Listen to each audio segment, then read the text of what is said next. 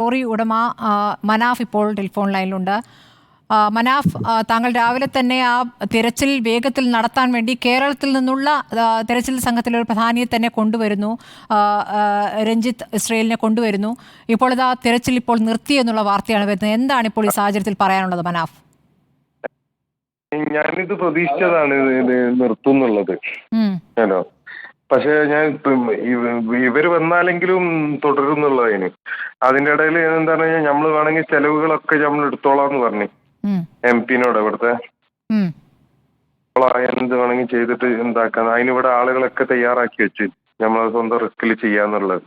കാരണം എന്ന് പറഞ്ഞു കഴിഞ്ഞാൽ 6ാമത്തെ ദിവസത്തേക്ക് പോകാകുമ്പോ അറിയാലോ, ചാൻസസ് കുറഞ്ഞു വരികയാണ്. ഇവരൊന്നിനും അനുവദിക്കുന്നില്ല. എന്താണ് പറയുന്നത്? മഴ പെയ്യുന്നത് തന്നെയാണോ കാരണം? മഴ പെയ്യുന്നുണ്ട്. മഴ പെയ്യുന്നത് ഇപ്പൊ എല്ലാ ദിവസവും മഴ പെയ്യുന്നുണ്ട്. പക്ഷെ ഇതിന്റെ ഒരു ഇത് എന്ന് പറഞ്ഞു കഴിഞ്ഞാല് മണ്ണ് ഇടിഞ്ഞ മണ്ണാണ് ഇടിയുന്നത്. ഇപ്പൊ ഇടിഞ്ഞിട്ടൊരു റാ ടൈപ്പില് ആയി കഴിഞ്ഞിരിക്കുന്നു ഓൾറെഡി ഈ സ്ഥലം. ഈ ഇടിഞ്ഞു വന്ന മണ്ണാണ് ഈ വണ്ടിമന്റെ മുകളിലുള്ളത്. ഇതിനെ കൊണ്ട് ഒരു ബുദ്ധിമുട്ടും ഉണ്ടാവൂല. ഇവരുണ്ടാവും എന്ന് പറഞ്ഞിട്ടാണ് അങ്ങനെ നിർത്തിവെച്ചത്. ഈ 10 മണിവരെ തിരച്ചിൽ തുടരുമെന്നാണല്ലോ പറഞ്ഞിരുന്നത്. 10 മണിവരെ തുടരേണ്ടതുണ്ട് എന്നാണ് നേരത്തെ രഞ്ജിത്ത് പറഞ്ഞിരുന്നത്. അതിപ്പോൾ തടസ്സപ്പെടുകയാണ് ചെയ്തിരിക്കുന്നത്. അവിടെ ഇപ്പോൾ ഈ ഒരു ലോഹഭാഗമാണ് ഉള്ളത് എന്ന് കരുതുന്ന പ്രദേശത്താണല്ലോ കുഴിക്കുന്നത്. അവിടെ എത്രത്തോളം കുഴിച്ചു മനാഫ്? കാണാൻ പറ്റിയോ മനാഫ്? അധികം കുഴിക്കാനൊന്നും കഴിഞ്ഞില്ല. ലൊക്കേറ്റ് ചെയ്തെന്നുള്ള ഒരു 70% ചാൻസ് ഉള്ള ഒരു ഇത് മാത്രമേ ഉള്ളൂ, അഭിപ്രായം മാത്രമേ ഉള്ളൂ. 70% നമ്മൾ പറഞ്ഞ സ്ഥലവും പിന്നെ രഞ്ജിത്ത് സാറിന്റെ ഒരു നിഗമനവും മിഷനറിന്റെ ആ ഇതും എല്ലാം കൂടി വെച്ചിട്ട് ഇപ്പൊ തൽക്കാലം മാർക്ക് ചെയ്തിട്ടിരിക്കണ് ആ സ്ഥലം.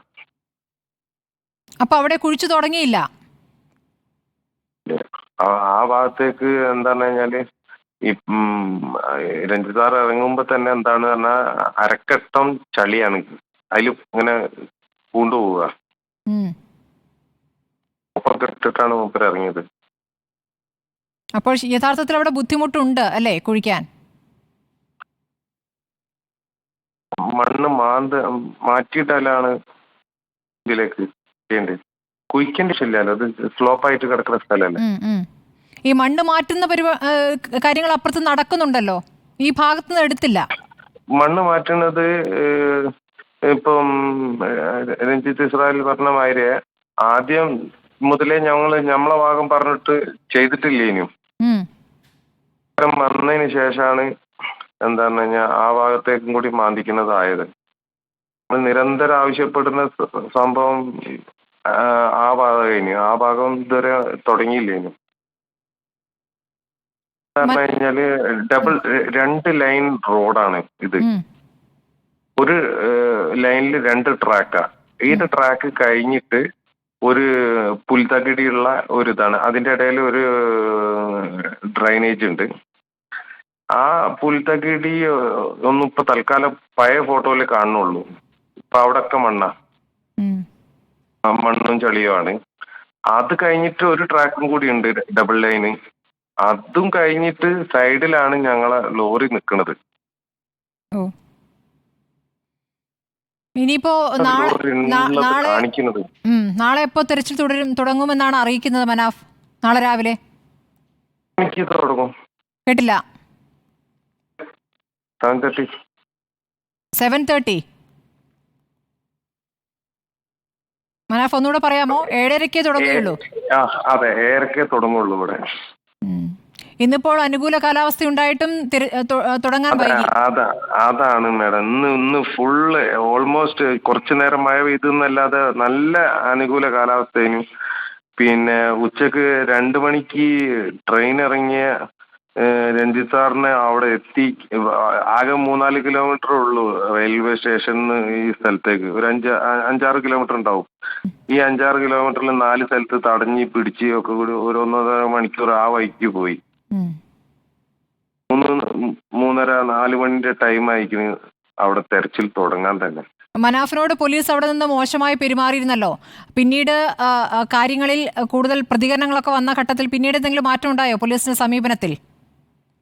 ആ വഴിക്ക് പോയില്ല, ആ ഭാഗത്തേക്ക് പോയില്ല. ഞാൻ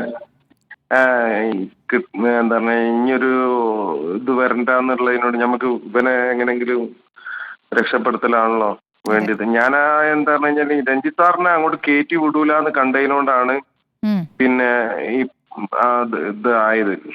കുറച്ച് അടി കിട്ടിയാലും രഞ്ജിത്ത് സാർ അതിന്റെ ഉള്ളിലേക്ക് കയറിപ്പോയപ്പോ സമാധാനമായി. അതിനോട് ട്രേസ് ചെയ്യാനെങ്കിലും കഴിഞ്ഞ്. അടി കിട്ടിയാലെന്താ, നമ്മ കാര്യം നടന്നല്ലോ. ഇനിയിപ്പോ രഞ്ജിത്ത് തുടരുമോ? എങ്ങനെയാണ് പറഞ്ഞത്? കഴിക്കാതെ എല്ലാത്തിനും റെഡിയാണ്. പക്ഷെ പറഞ്ഞിട്ട് കാര്യമില്ല, മൂപ്പരൊറ്റക്കാ ഉള്ളത്. കോഴിക്കോടില് ഒരു 40 ആൾക്കാർ പല സ്ഥലത്തും ഇതേമാതിരി റെസ്ക്യൂ ചെയ്തിട്ടുള്ള ആളുകളുണ്ട്. ഒരു രഞ്ജിത്ത് സാറിനെ അസിസ്റ്റ് ചെയ്യാൻ തയ്യാറാണ്. എല്ലാവരും കൂടിയിട്ട് ചെയ്യുമ്പോൾ എന്താ പറഞ്ഞാൽ മലയാളികൾ ചെയ്തു പോയി എന്നുള്ളത് ഇവർക്ക് വലിയ ക്ഷീണം സംഭവിക്കും. പക്ഷെ പറഞ്ഞിട്ട് കാര്യമില്ല, ഒരാളെ കഴിച്ചിലാക്കാനാണെങ്കിൽ ഗവൺമെന്റ് തലത്തിൽ ഇവരെ അലോ ചെയ്യാൻ എന്തെങ്കിലും മാർഗം ഉണ്ടെങ്കിൽ ഏറ്റവും നന്നാവും. അപ്പൊ പ്രൊഫഷണൽ ആളുകളാവും. ഇതിപ്പോ ഒരു പ്രൊഫഷണൽ ആളുകളും ഇല്ല. അതില്ല, നാളെ സിദ്ധരാമയ്യ അങ്ങോട്ട് വരുമെന്ന് പറഞ്ഞിട്ടുണ്ടല്ലേ? NDRF ഒക്കെ ഇവിടെ ഉണ്ട്, പക്ഷെ ഓരോന്നും ഒരു കാര്യത്തിന് പോലും ഇല്ല. എന്ന് വെച്ചാൽ NDRF പിന്നെ എന്താ ചെയ്യുന്നത്? നാളെ നിങ്ങളെ ചാനലിന് റിപ്പോർട്ടറോടൊന്ന് ജസ്റ്റ് ആ വീഡിയോ എടുക്കാൻ വേണ്ടി പറഞ്ഞാൽ മതി. അവരവിടെ ഇരിക്കുകയാണ് എന്നുള്ളൂ, അവർക്ക് ഒരു ഇതുമില്ല. NDRFന് അതിൽ വലിയ റോളും കാര്യങ്ങളൊന്നുമില്ല. പിന്നെ ഇപ്പൊ ആരാണ് ചെയ്തുകൊണ്ടിരിക്കുന്നത് അവിടെ? ജസ്റ്റ് JCB, അതായത് ഈ പൊക്ലൈൻ ഉണ്ടല്ലോ, പൊക്ലൈൻ മണ്ണ് മാന്തുക, അത് വണ്ടി കയറ്റാ പോവുക. ഇതല്ലാതെ വേറെ ഒന്നും നടക്കണില്ല. ഈ പോലീസുകാർ നേരത്തെ പ്രശ്നമുണ്ടായ ശേഷം പോലീസുകാർ പൂർണ്ണമായി അവിടെ നിന്ന് പോയോ? പോലീസുകാരെ കൺട്രോളിലാണ് സംഭവം. ഇതിന്റെ എനിക്ക് ഇതെന്താന്ന് അറിയില്ല, ആധികാരികത എന്താ അറിയില്ല. ഇങ്ങനെ ഒരു പ്രശ്നം നടക്കുമ്പോൾ പോലീസുകാരെക്കാട്ടി കൂടുതൽ ഈ കാര്യങ്ങൾ ചെയ്യേണ്ടത് ഫയർഫോഴ്സ് ഒക്കെ അല്ലേ. ഒന്നും അവിടെ ഒന്നുമില്ല. പോലീസുകാർ ഭയങ്കര അധികാരം കാണിക്കലും മറ്റുള്ള ഡ്രാമ ആണ് ഇവിടെ നടന്നുകൊടുക്കുന്നത്. സർക്കാർ പ്രതിനിധികൾ ആരും അവിടേക്ക് വന്നിട്ടില്ല അല്ലേ? പ്രതിനിധികൾ എന്ന് പറഞ്ഞു കഴിഞ്ഞാല് ഇവരാണോ ഉദ്ദേശിച്ചത്, മന്ത്രിമാരാണോ ഉദ്ദേശിച്ചത്? MLA വന്നിരുന്നു അല്ലേ? ആ, പുള്ളിക്കാരൻ കുറച്ച് ഉഷാറാണ് ആള്. എന്താണ് അപ്പോ നിങ്ങളുടെ ആശങ്ക പറഞ്ഞില്ലേ? പുള്ളിക്കാരനോട് രാവിലെ ആശങ്ക മറ്റു കാര്യം ഞങ്ങളത് പറഞ്ഞപ്പോ പുള്ളിക്കാരനാണ് ഈ മീഡിയനെ ഉള്ളോട്ട് വരെ എത്തിക്കുന്നത്. പുള്ളിക്കാരനാണ് കുറച്ചെങ്കിലും പിന്നെ എന്തെങ്കിലും ഒരു സഹകരണം ഉള്ളത്. ഉദ്യോഗസ്ഥന്മാരാ പ്രശ്നം മാഡം, ഉദ്യോഗസ്ഥന്മാരാണ് പ്രശ്നം.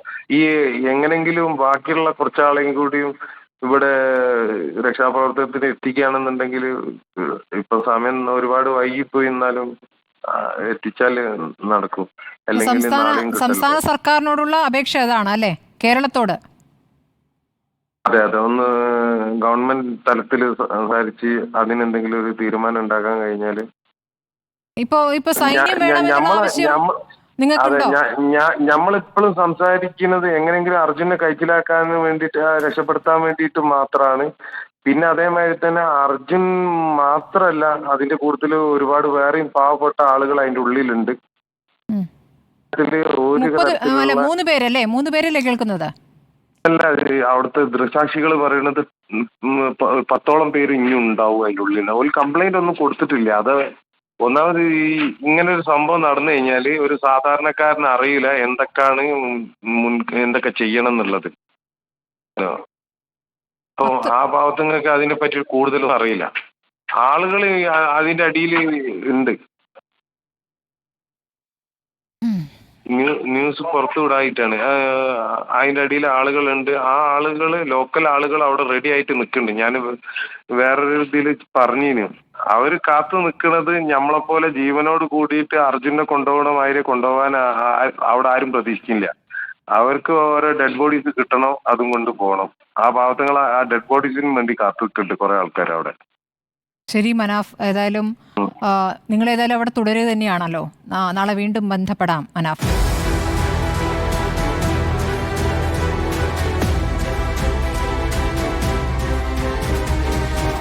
ഡിബേറ്റ് വിത്ത് സ്മൃതി പരുത്തിക്കാട്.